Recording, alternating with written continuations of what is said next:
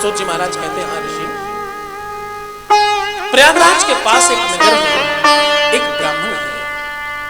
ये पूरा का पूरा नगर ही पापयुक्त है।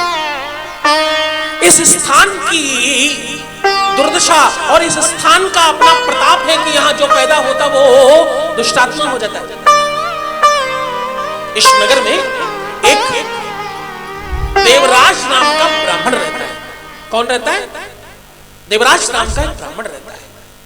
ये ब्राह्मण वैसे तो जन्म से ब्राह्मण है, लेकिन कर्म से इसके कोई ब्राह्मणों वाले कृत्य नहीं।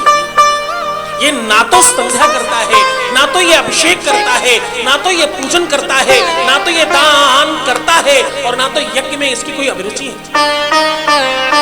और ये धर्म के नाम पर कलंक लगाने वाला ब्राह्मण है। ये ब्राह्मण अच्छा नहीं है। एक बहुत महत्वपूर्ण बात,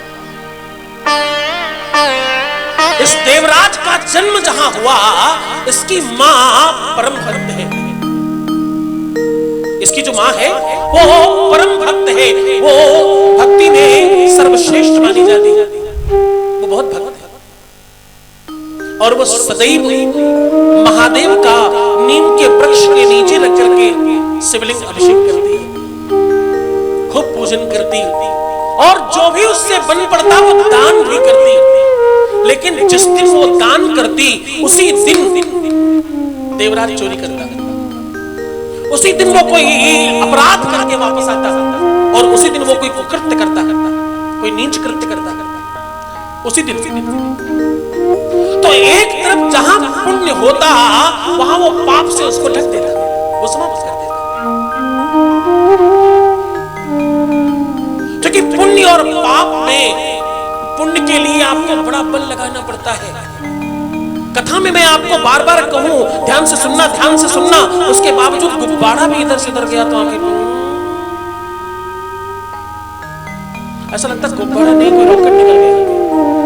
तो अब अच्छी चीजों के लिए मैं आपके मन की बात कर रहा हूं। अच्छी चीजों के लिए आपको अपने मन को लगाए रखना पड़ता है, और बुरी चीज अपने आप हो जाती है, यूं ही हो जाती है। और गलतियों को हम लोग बहुत आनंद से ओवरलैप कर लेते हैं। ओवरलैप मतलब ढक लेते हैं।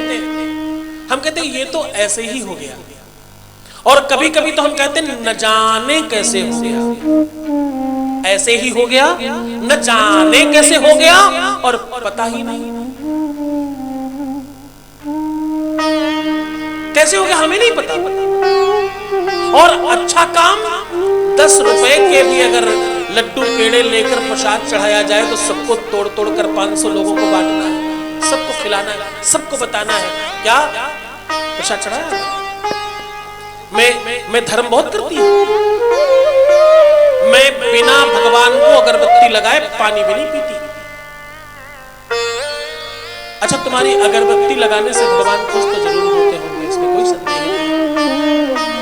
तुमको सुबह का नाश्ता लगता है, दोपहर का लंच लगता है, शाम का डिनर लगता है, और बीच में काफी सारे ब्रंच लगते हैं। हाँ, लगते हैं ना? नहीं लगते? सुबह का नाश्ता, दोपहर का लंच, रात्रि का डिनर लगता है ना? बीच में भी समोसा, पकौड़ी, कचौड़ी लग जाता है। पर भगवान का सुबह मिश्री दाना और चीनी का भोग, और कभी कभी वो भी नहीं, बाई चांस कभी कोई खास चीज मंदिर लेकर चले गए तो उस दिन तो पूरा ट्रक भर करके अपनी मान्यताओं को मांग कर लाएंगे। बेटी का पढ़ाई में मन लगे, बेटा सफल हो जाए, बढ़िया बहू आ जाए, पहला लड़का ही हो, हमारा काम चलने लग जाए, घर की सुख शांति बढ़ी रहे, बरकत हमारे घर में ही हो, सबसे रईस हम ही हो जाए, थोड़े रोग सताए रहते ये ठीक हो जाए, ज्यादा कुछ नहीं चाहिए, बस इतना ही। अगर गलती से ज्यादा भोग लगा दिया तो हमको गद्दा लगता, रजाई लगती है, चदिया, तकिया, चादर और न जाने क्या क्या लगता है। भगवान को पेपर पर बिठाया जाता है। कहां बैठे भगवान? पेपर पर। कभी कभी हो सकता है कपड़े पर बैठे होंगे। हाँ, कुछ देवियां लड्डू गोपाल पर कृपा करती हैं, उनमें टांग कर घूम रही होती हैं। तो मुझे लगता है कि बाकी भगवानों से अपराध क्या हुआ,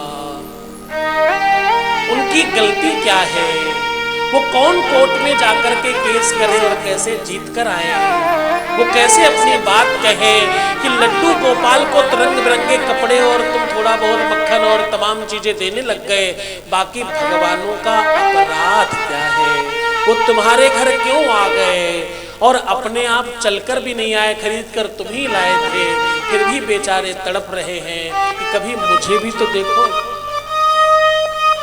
कभी कभी हो सकता है जब तुम लड्डू गोपाल को उठाकर चल रहे हो तो पीछे रामचंद्र जी कूद रहे हो, मुझे भी प्लीज प्लीज मुझे भी लेते चलो, आज मुझे भी घुमा लाओ, पर तुम तो उन्हीं को लेकर डोलोगे, तो तुम सोचो उनकी क्या गलती है। हाँ, गोस्वामी बिंदु दास जी कहते हैं, वो कहते हैं गजब का दावा है पापियों का।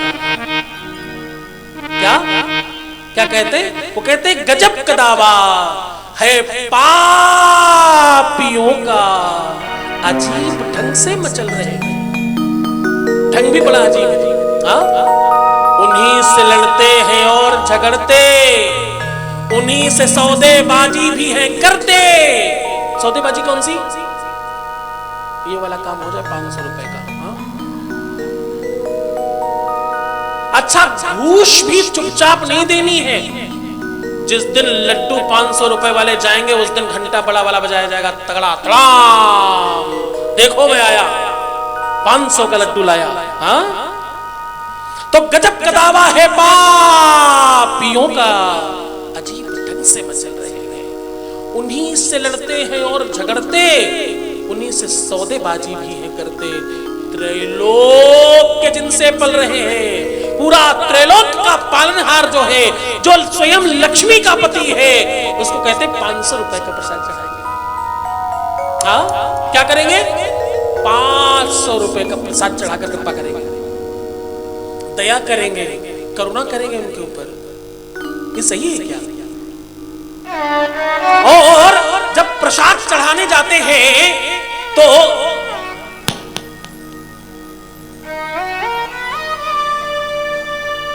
पंडित जी ज्यादा तो नहीं निकाले ले रहे, वो निकाल के रखते ना थोड़ा सा बेचारे अपने पात्र में कि कोई दूसरा जो आएगा उसको प्रसाद क्या देंगे, वो उनके पास थोड़ी फैक्ट्री लगी है, तो वो भी उचक उचक के देखते रहते हैं। और कुछ तो ऐसे महोपाध्याय हैं कि वो बीच बीच में पंडित जी का ध्यान बटवाते रहते हैं। पंडित जी वो शनिवार को पिछली बार क्या हुआ था यहाँ? अच्छा, सुंदरकांड हर बार होती है, अब बस करो, ठीक है, आ जाओ। मतलब किसी तरह से लड्डू मत निकालो हमारे, अन्यथा सब गड़बड़ हो जाएगा।